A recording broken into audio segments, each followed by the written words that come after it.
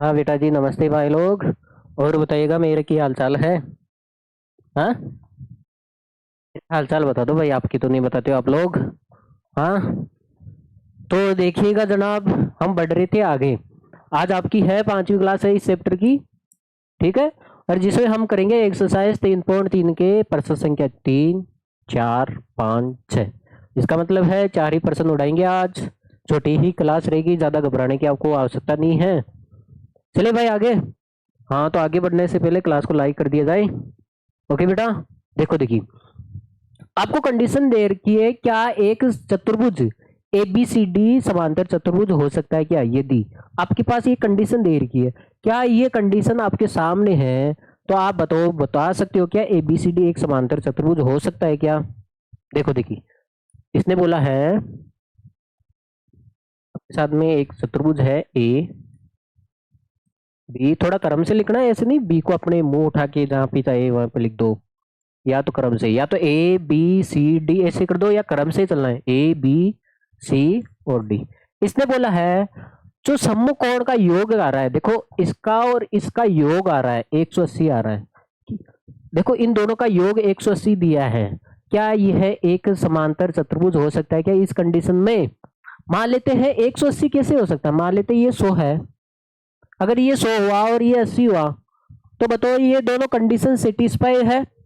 और बेटा ये कंडीशन सेटिस्फाई है, क्योंकि देखो डी और बी का योग कितना हो रहा है, 180 हो रहा है। क्या ये एक सम चतुर्भुज, ये समांतर चतुर्भुज बन सकता है क्या? समांतर चतुर्भुज क्या होता है बेटा, जिसकी सम्मुख कोण क्या हो, बराबर हो। सम्मुख कोण क्या हो, बराबर हो। अब मान लेते आप बोल रहे हो सम्मुख कोण 90-90 कर दे तो क्या हो जाए भाई? आप बोल रहे हो 90-90 कर लेते हैं तो क्या हो जाता है? ये मान लेते हैं 90 डिग्री का है, और ये मान लेते हैं 90 डिग्री का। एक सीन रुकना। देखो, एक ऐसा कोण बना रहा हूं मैं। हम्म मान लेते हैं ये 90 डिग्री का आपके सामने। आप बोल रहे हो सम्मुख कोण बराबर कर दो सर, इसमें कौन सी बड़ी बात है? समांतर हो सकता है क्या? ए बी सी और डी। मान लेते मैंने एक चतुर्भुज बना दिया जिसमें बी और डी क्या है, बराबर है। सम्मुख कोण है, दोनों का योग 180 हो रहा है। तो आप बता सकते हो क्या ए और सी कितना है? जाहिर सी बात है 180 बचेगा। मान लेते अगर ये 100 हुआ और ये 80 हुआ, कोई बता थोड़ी है, इसकी जानकारी थोड़ी दे रखी है आपको इन दोनों की। भाई आपको जानकारी थोड़ी दे रखी है। मान लेते हैं ये 100 हुआ और ये 80 डिग्री हुआ, तो बताओ यहाँ पे ये सम्मुख कोण बराबर नहीं है। यहाँ पे ये क्या हो गया, समांतर चतुर्भुज नहीं है। ये भी समांतर चतुर्भुज नहीं है। तो इसका मतलब है आपके पास इतनी सी जानकारी है, छोटी सी। इस सम्मुख कोणों का योग 180 हो रहा है, तो आप समांतर चतुर्भुज बता सकते हो क्या? भाई समांतर चतुर्भुज इस जानकारी के आधार पे आप कह नहीं सकते हो ये समांतर चतुर्भुज हो भी सकता है और नहीं भी हो सकता है। मान लेते हैं अगर आपके सामने कोई वर्ग है, मान लेते हैं कोई आपके सामने वर्ग है बेटा, तो ये हो गया डी और ये हो गया बी और ये हो गया ए और ये क्या हो गया सी। ये हो गया आपके सामने सी। तो ये 90 का आ रहा है और ये 90 का आ रहा है। ठीक है, 90-90 डिग्री।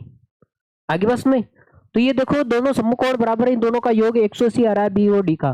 तो ये भी 90 होगा और ये भी कितना हो गया, 90। तो इस कंडीशन में ये समांतर चतुर्भुज हो सकता है। लेकिन आपको ए और सी की कोई जानकारी नहीं है, ए और सी की कोई जानकारी नहीं है। और जानकारी तो छोड़ो, आपके पास बी और डी की भी जानकारी नहीं है।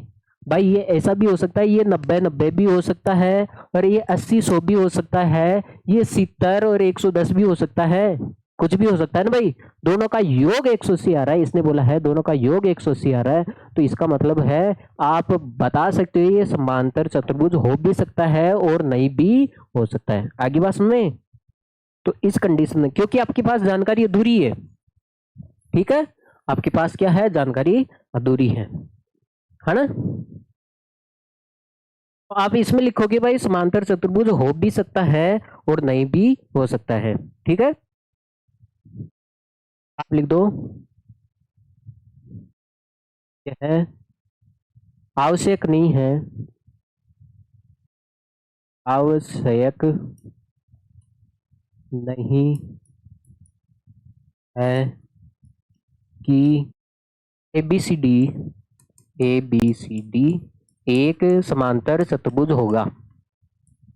समांतर चतुर्भुज होगा। आगे बात सुने, क्योंकि ये समांतर चतुर्भुज हो भी सकता है और नहीं भी हो सकता है, तो उसके लिए ये आवश्यक नहीं है ये, ठीक है। अब देखो, देखिए अब आपके सामने है ABC, अब वो एक समांतर चतुर्भुज है। देखो ये आपके सामने समांतर चतुर्भुज है, इसको मैं उठा के इधर लेके आ जाता हूँ। आपके सामने है A, E और D। अब इसने दिया है AB और CD, AB और CD कितना है, बराबर है। AB और CD क्या है, बराबर है। सम्मुख भुजाएं क्या है, बराबर है। तो ये 8 सेमी है, तो ये भी 8 सेमी है। अब इसने बोला है AD 4 सेमी, AD कितनी है बेटा, 4 सेमी है। और इसने BC कितना बोला है, 4.4 सेमी। अब भाई ये तो अंधे को ही दिखाई दे रहा है, ये समांतर चतुर्भुज नहीं होता है, क्योंकि समांतर चतुर्भुज की सम्मुख भुजाएं बराबर होती है। देखो ये सम्मुख भुजा का जोड़ा तो बराबर है, लेकिन ये बराबर नहीं है। तो आप लिखोगे अतः AD है वो किसके बराबर नहीं है भाई, BC के बराबर नहीं है, क्योंकि AD तो 4 सेमी है। अरे सम्मुख भुजाएं बराबर होनी चाहिए ना भाई, ये 4.4 सेमी है, तो ये बराबर नहीं है। अतः तो आप लिख दो, अतः ABCD एक क्या है, समांतर चतुर्भुज नहीं है। आगे बात सुने भाई, यहाँ पे तो हम कंफ्यूज में थे भाई, समांतर चतुर्भुज हो भी सकता है और नहीं भी हो सकता है, लेकिन यहाँ पे तो सरासर गलत है, क्योंकि यहाँ पे ये सम्मुख भुजा तो बराबर डेढ़ की है, लेकिन ये सम्मुख भुजा बराबर नहीं है, इसलिए समांतर चतुर्भुज नहीं है। अगला देखो, इसने बोला A और C, एंगल A 70 डिग्री है, एंगल C क्या है, कितना है, 65 डिग्री। तो आप बताओ समांतर चतुर्भुज के सम्मुख कोण बराबर होते हैं। भाई समांतर चतुर्भुज हो तो सम्मुख कोण बराबर होने चाहिए। यहाँ पे जो एंगल A है, जहाँ यहाँ पे एंगल A है वो नॉट इक्वल टू है एंगल C की, क्योंकि एंगल 70 डिग्री का है और ये कितना है, 65 डिग्री का है। आगे बात में, क्योंकि समांतर चतुर्भुज के सम्मुख भुजाएं बराबर होती है, सम्मुख भुजाएं समांतर होती है और सम्मुख कोण बराबर होते हैं, तो ये और ये बराबर होना चाहिए था ना, ये बराबर नहीं है। अतः आप लिख दो, अतः ABCD एक समांतर चतुर्भुज नहीं है। अरे डू यू अंडरस्टैंड, हाँ मेरे पुत्र। आगे बस में, हाँ तो बेटा पहले सवाल में तो हमें कंफ्यूज था, समांतर चतुर्भुज हो भी सकता है नहीं भी हो सकता है, दूसरे में नहीं है, तीसरे में भी नहीं है, ठीक है भाई। आगे चले, अगला देखो। अब एक चतुर्भुज की कच्ची आकृति बनानी है, रफ डायग्राम बनाना आपको, जिसमें जो भुजाएं समांतर न हो, जिसमें भुजाएं तो समांतर न हो परंतु उसके सम्मुख कोण क्या हो, बराबर हो, उसके सम्मुख कोण क्या हो, बराबर हो। एक ऐसी कच्ची आकृति है क्या हमारे पास में,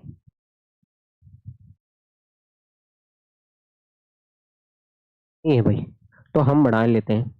मैं आपके सामने एक ऐसा चतुर्भुज बना रहा हूं जिसमें मैंने सम्मुख कोण तो बराबर कर दिया। पतंग क्या अपने, पतंग ऐसी है क्या, चलो थोड़ा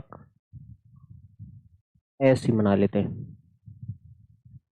हाँ भाई, मैंने एक समांतर चतुर्भुज तो नहीं बनाया है, एक सेकंड थोड़ा ढंग से लिख लेते हैं यार। ऐसे देखो, पतंग ये होती है, मैंने बता दिया ये है A, ये हो गया B और ये हो गया C और ये क्या हो गया D।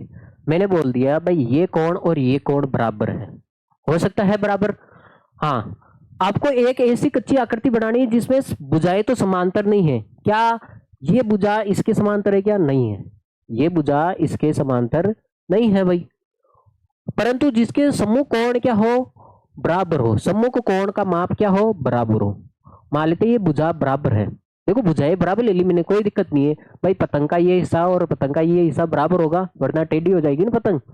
हाँ, तो ये बराबर है तो इसके सम्मुख कोण भी बराबर होंगे, ये कोण और ये कोण क्या होंगे, बराबर होंगे। मान लेते ये भुजा है, ये दोनों भुजाएं बराबर है, तो इस भुजा का सामने वाला कोण कौन सा, ये हो गया है ना, तो ये सम्मुख कोण भी क्या होंगे, बराबर होंगे भाई। देखो देखिए बेटा, मैंने एक ऐसी आकृति बनानी है जो भुजाएं तो समांतर नहीं है, तो बताओ क्या ये दोनों भुजाएं समांतर है क्या, नहीं है, कि ये दोनों भुजाएं समांतर है क्या? नहीं है भाई। लेकिन मैंने क्या कर दिया, परंतु इनके समूह कोण बराबर होना चाहिए। देखो मैंने ये कोण इसके बराबर कर दिया और ये कोण इसके बराबर कर दिया। आगे बस में तो आपको एक रफ डायग्राम ही बनाना है। ठीक है भाई, आगे चले। हाँ यार ये तो कुछ सवाल है ही नहीं, ये सवाल है, वेरी मोस्ट इंपोर्टेंट सवाल है। अब देखो इसने बोला है आपको, इसने बोला है किसी समांतर चतुर्भुज के दो आसन कोण। पहले तो हम समांतर चतुर्भुज ही बना लेते हैं। ठीक है, पहले तो हम समांतर चतुर्भुज बना लेते हैं। देखो भाई, तो मैंने एक समांतर चतुर्भुज बना दिया। आसन कोण का मतलब समझते हो क्या आप? ये हो गया ए,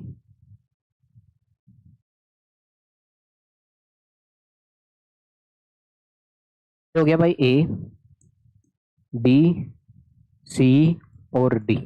इसने बोला है किसी समांतर चतुर्भुज, समांतर चतुर्भुज है, कैसा है? समांतर चतुर्भुज है। इसका मतलब है सम्मुख भुजाएं समांतर होगी। ठीक है भाई, हाँ समांतर चतुर्भुज के दो आसन कोण, आसन कोण का मतलब हो गया आसपास वाले कोण, आसपास वाले कोण।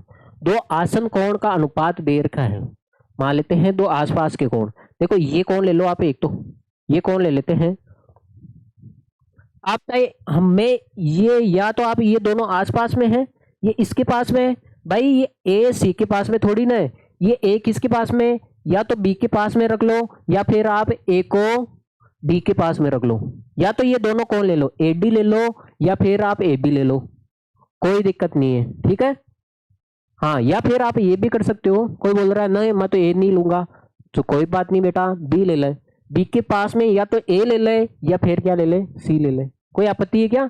आसन कोण का मतलब क्या? आसपास, आसपास वाले, ये दो कोण है आसपास, या तो बेटा देखो, या तो ये दोनों ले लो या फिर ये और ये ले लो, कौन से भी दो आसपास वाले कोण ले लो। आप ऐसे थोड़ी ले सकते हो, बी और डी ले सकते हो क्या? बताओ मुझे, ये आसपास में थोड़ी, ये तो बहुत दूर दूर है, इसका तो रिलेशन ही नहीं है, रिश्ता ही नहीं है आसपास में। ठीक है, तो इसलिए आसपास वाला कौन लेना है दो, तो मैं एक तो कौन ले रहा हूं बेटा ए, और एक कौन ले रहा हूं मैं बी।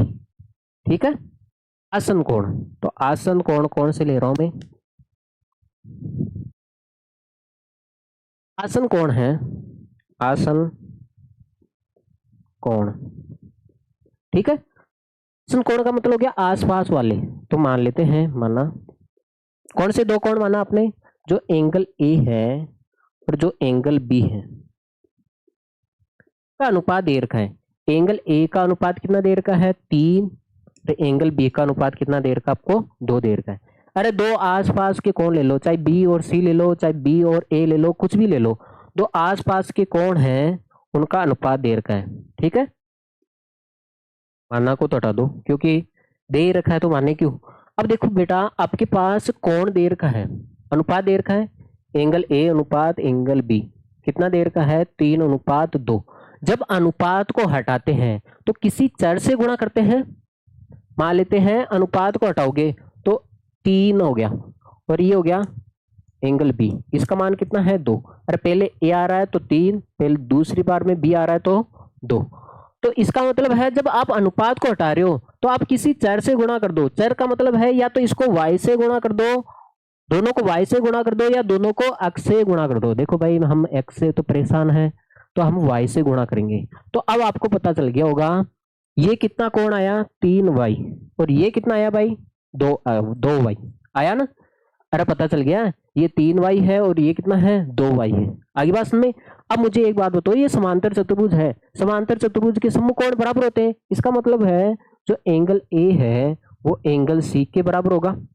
एंगल ए कितना है? 3y है, तो एंगल सी भी कितना आ गया? 3y। अरे आगे बात में देखो, एंगल ए पता चल गया आपको, एंगल ए पता चल गया, एंगल बी पता चल गया ना भाई।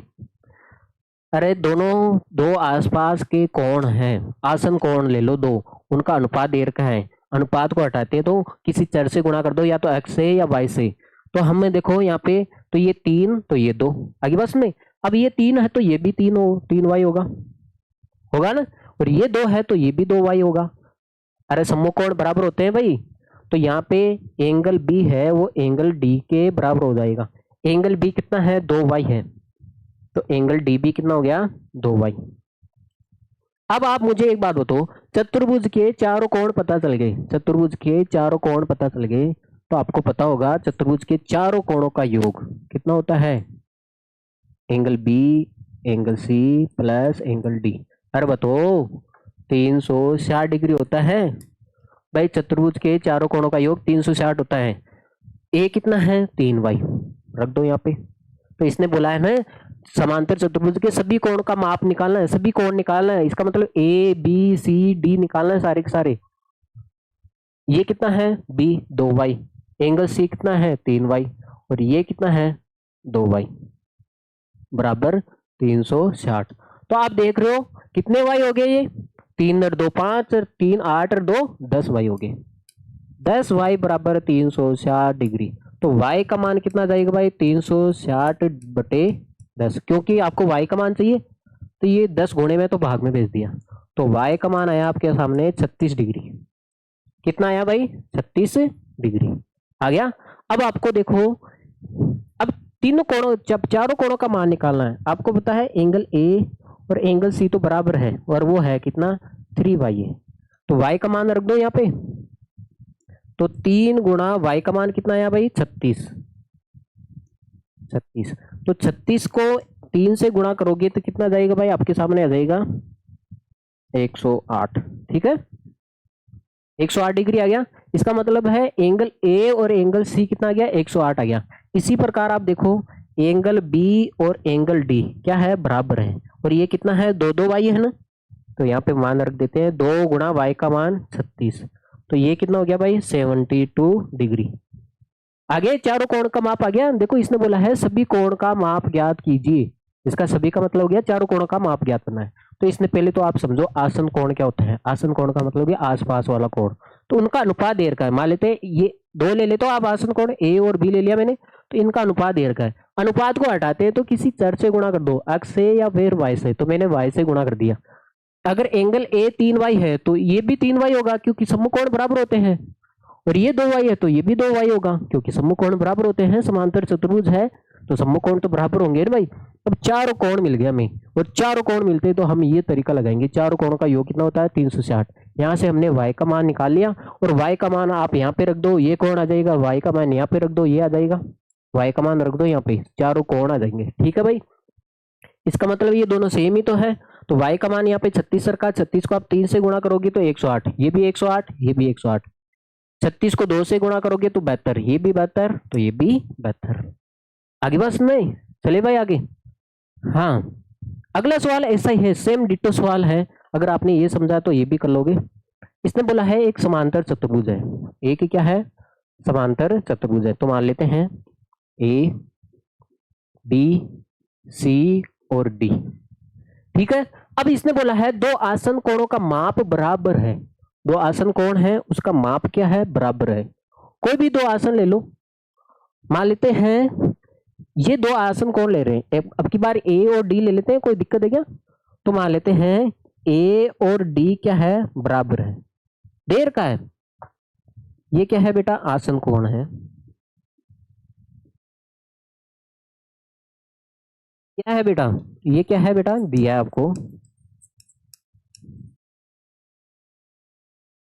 कोई भी दो आसन कोण ले लो, चाहे आप ये ले लो चाहे ये ले लो, चाहे ए और बी ले लो चाहे बी और सी ले लो, कुछ भी ले लो, दो आसपास के कोण ले लो, फिर ये दोनों का माप क्या दिया है बराबर दिया है। तो मान लेते हैं हम भाई ये दोनों का माप बराबर दिया है, एंगल ए और एंगल ए और एंगल डी है।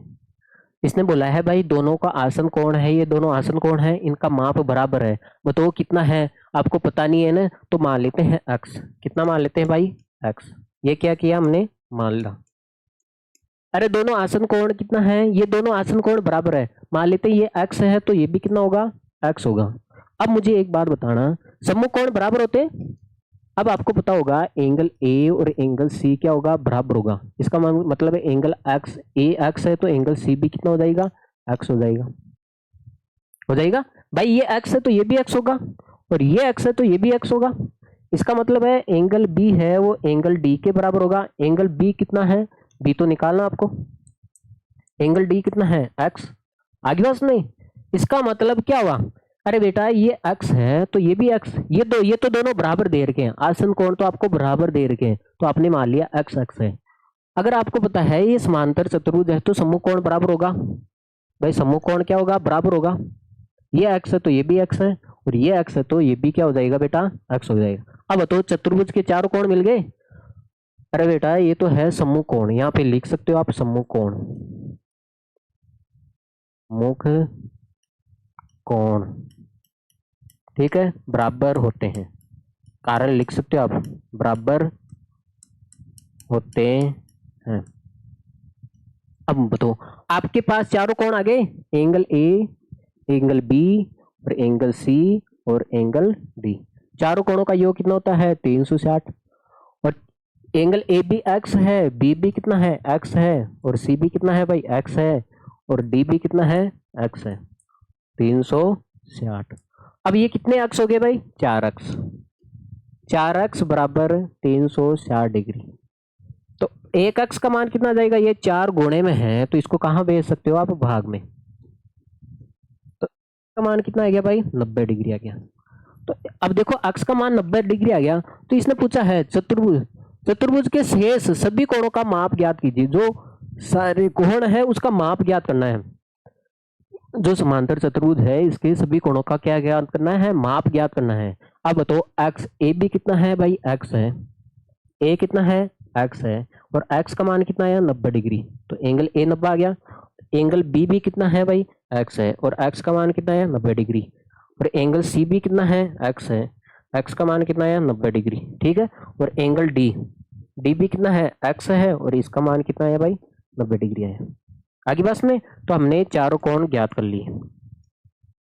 तो बेटा इसमें और इसमें सेम ही था, हाँ इसमें अनुपात दे रखा था, दो आसन कोणों का अनुपात दे रखा था, ठीक है, एक 3 है तो दूसरा 2 है, तो अनुपात को हटाते तो किसी चर से गुणा कर दिया बेस, और इसने साफ साफ बोला है दो आसन कोण क्या है, बराबर है, बराबर है तो आप मान सकते हो, अगर एक अक्ष है आपने दो आसन कोण लिए ए और डी लिए, तो मान लेते हैं ये अक्ष है तो दोनों बराबर है ना भाई, देखो साफ साफ बोला है दो आसन कोणों का माप क्या है, बराबर है, अगर ये अक्ष है तो ये भी अक्ष है, अगर ये गधा है तो ये भी गधा होगा, ठीक है, आगे वो सामने, और गधे के सामने गधा ही रहेगा, और इस गधे के सामने गधा ही तो रहेगा, ठीक है, आप जाके थोड़ी बैठोगे, तो ये बात है, तो आपको चारों कोण मिल गए, चारों कोणों का योग लगा दो, एक्स का मान आ जाएगा, एक्स का मान यहाँ पे रख दो, ये भी 90, ये भी 90, ये भी 90, तो ये भी 90, ठीक है भाई, आगे चले। तो बेटा आज की क्लास आपकी यहीं पे कंप्लीट हो जाती है, तो जाने से पहले आप क्लास को शेयर करके जाओगे और लाइक करके जाओगे, ओके बेटा, हाँ, और सब्सक्राइब भी, ठीक है बेटा, okay bye, take care, see you.